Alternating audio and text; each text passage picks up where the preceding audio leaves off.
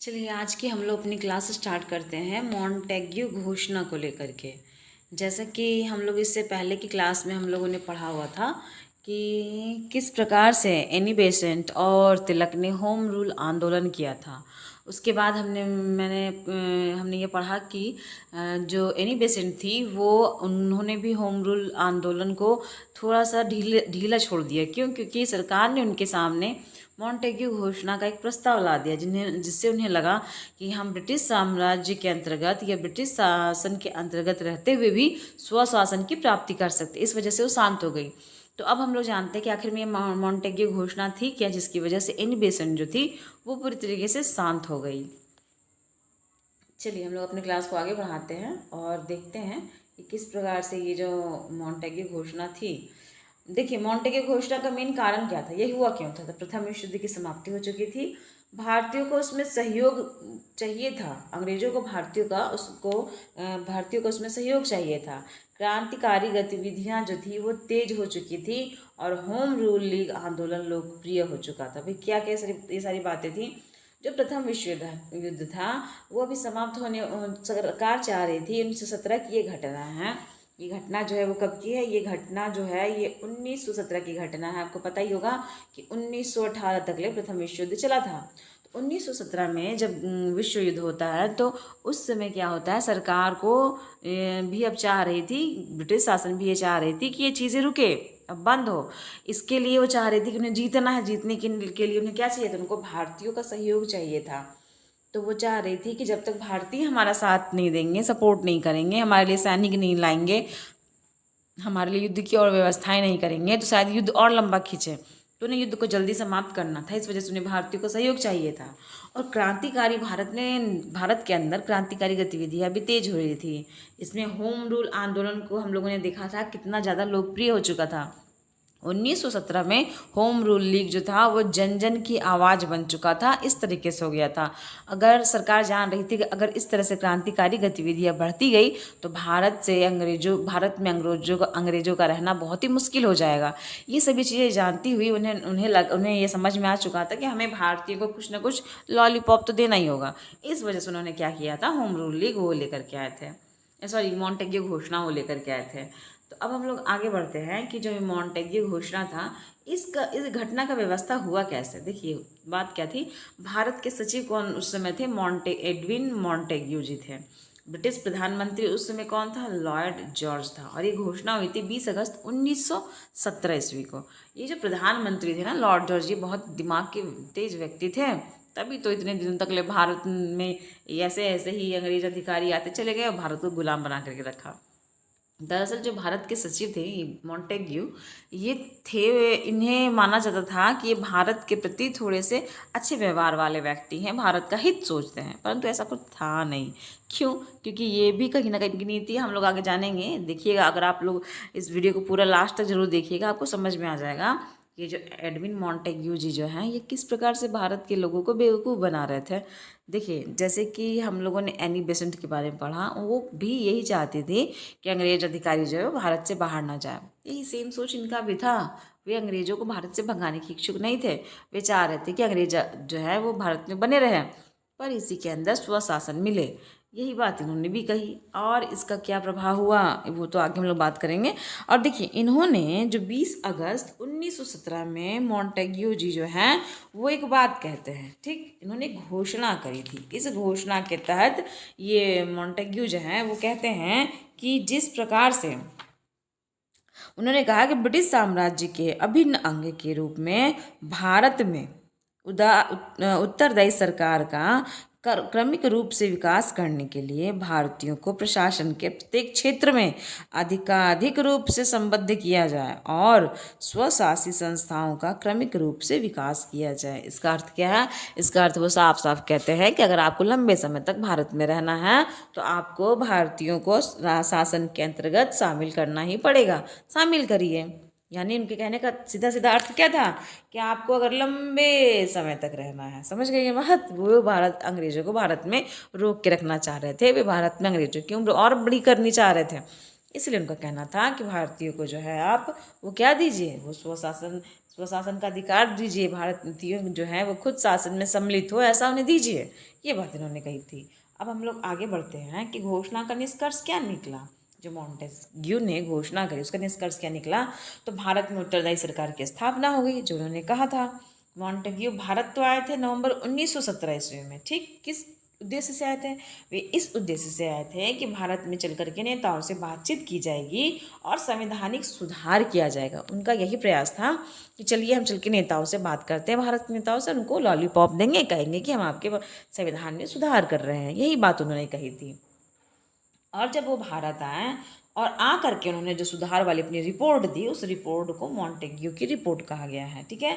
और मॉन्टेग्यू घोषणा को ही भारत का मैग्ना कार्टा कहते हैं। उग्रवादी लोग कहते हैं कि भारत का मैग्ना कार्टा है। क्या ही मतलब नहीं बोलते हैं कि नहीं समझ में आए जब किसी की चाल न, तो इंसान उसकी बड़ी ये करता है, कद्र करता है। वही चीज़ें हैं, इनकी कद्र हो रही थी ये सोचते हुए कि भाई इन्होंने तो बहुत ही अच्छा काम किया है। लेकिन इन्होंने जब अपने अपने प्रस्ताव को इन्होंने सामने रखा ना, धीरे धीरे सबको समझ में आने लगा। इनके बारे में कथन भी जानेंगे कि कथन में इनके रूप में क्या क्या आगे चल करके आए। अब आगे बढ़ते हैं हम लोग, तो देखते हैं कि भारत सरकार अधिनियम जो आया था 1919 ईस्वी का, इसमें मेन कथन क्या है। मॉन्टेग्यू ने इसके विषय में कहा था कि संसद द्वारा निर्मित सरकार और भारत के जनप्रतिनिधियों के बीच ये सेतु की काम करेगी ये घोषणा। यानी संसद के बीच, यानी भारत सरकार और भारत के जनप्रतिनिधियों के बीच में, ठीक है।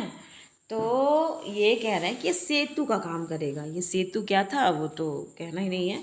अब लोकमान्य तिलक ने इसके बारे में देखिए कितने साफ शब्दों में उन्होंने कहा कि आज संतोषप्रद ये जो है, ये जो आप हमें दे रहे हैं, ये देखने से ये असंतोषजनक है। ये आज नहीं, ये असंतोषजनक, ठीक है, असंतोषप्रद है, निराशजनक है और बिना सूरज का सवेरा है।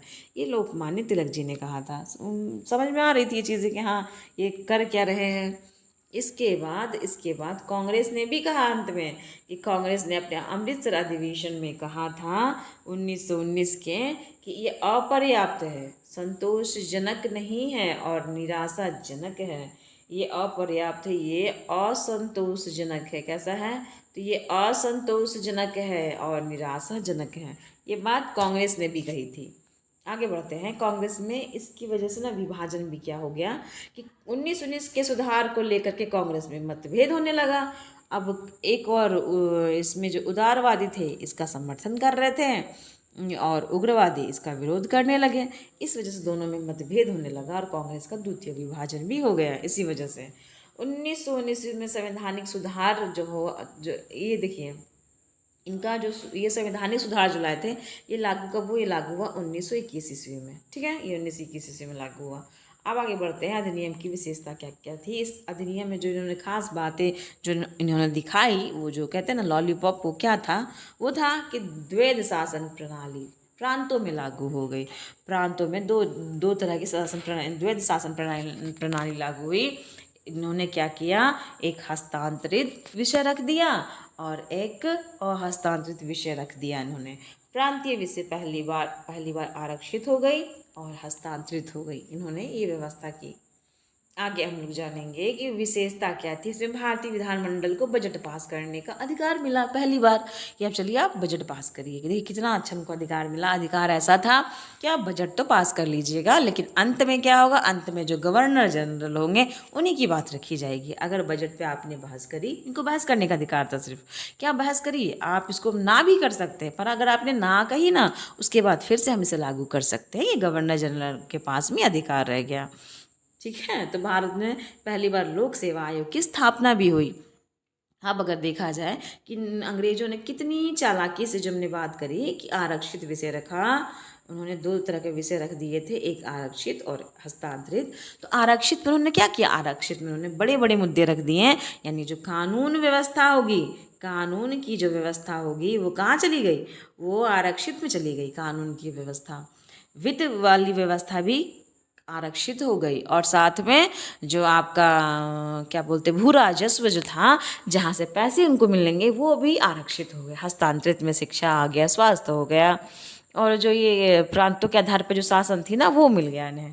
तो क्या हुआ इसका क्या लाभ हुआ? इसका लाभ ये हुआ कि जो भारतीय थे वे खाने के दांत कुछ और, देखने के दांत कुछ और वाली स्थिति में आ गए। यानी मेन मुद्दे जो थे, जिस पे मेन जो पावर होता है वो गवर्नर जनरल के अधीन था। और मॉन्टेग्यू ने कितना अच्छा दिमाग लगाया, उन्होंने घोषणा बना दी, भारतीयों के हितकर भी बन गए और काम क्या किया? अंग्रेजों की उम्र लंबी कर दी। ऐसे ऐसे तो अंग्रेज अधिकारी आए हमारे देश में, तो भारतीय जो थे उनको समझने में बड़ी देरी कर दी उन लोगों ने। लेकिन हाँ, ऐसा नहीं है कि बिल्कुल नहीं समझे, कुछ लोगों ने समझा, तभी तो जाके हमारा देश आज़ाद हुआ। वो कुछ लोग पहले जागे, उसके बाद पूरे देश को उन्होंने जगा दिया, ये बात तो है। तो आगे हम लोग बढ़ के देखते हैं, ये हम लोगों ने देख लिया था। हाँ, इस पृथक निर्वाचन मंडल की जो सुविधा मिली थी, हम लोगों ने पढ़ा था मार्लियामेंटो सुधार के तहत पृथक निर्वाचन मंडल की जो सुविधा मुसलमानों को मिली थी, उसमें क्या किया उन्होंने? सिखों को जोड़ दिया, गैर ब्राह्मणों को जोड़ दिया, यानी कि मद्रास और मुंबई, इनको भी शामिल कर दिया। इसमें भारत ने ईसाइयों को सम्मिलित कर दिया। मतलब इस तरह से इन्होंने क्या किया ना, पूरे तरीके से भारत को जोड़ दिया। कारण क्या था? देखिए, कारण ये था ना कि जान रहे थे कि जो गैर ब्राह्मण है वे उनका ये ना उनके खिलाफ भड़का रहे थे, ब्राह्मणों के खिलाफ सभी को भड़का रहे थे। इन्होंने दिखाया कि ब्राह्मण जो है वे सभी पदों पे बैठे हुए हैं भारतीय प्रशासन में, तो बाकी जो है वो अलग हो गए हैं। तो इससे क्या हो गया? अब इससे एक अलग ही ग्रुप तैयार हो गया।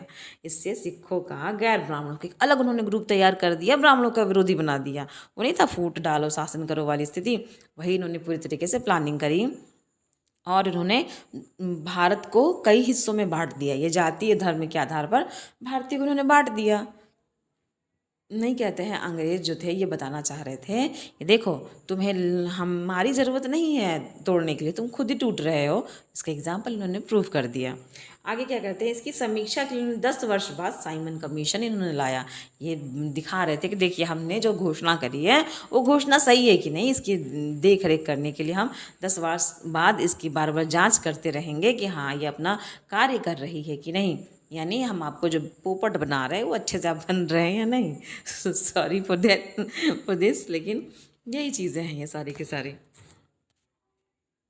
अरे हाँ, तो अब हम लोग जो है अब हमारा ये अब हमारा ये एंड हुआ।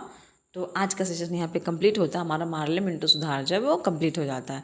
इससे पहले भी मैंने मॉडर्न हिस्ट्री को लेकर के और कुछ एंशिएंट हिस्ट्री को लेकर के टॉपिक पढ़ाई है। अगर आप लोगों ने नहीं देखा है तो जाके वीडियो देख लीजिएगा, ठीक है।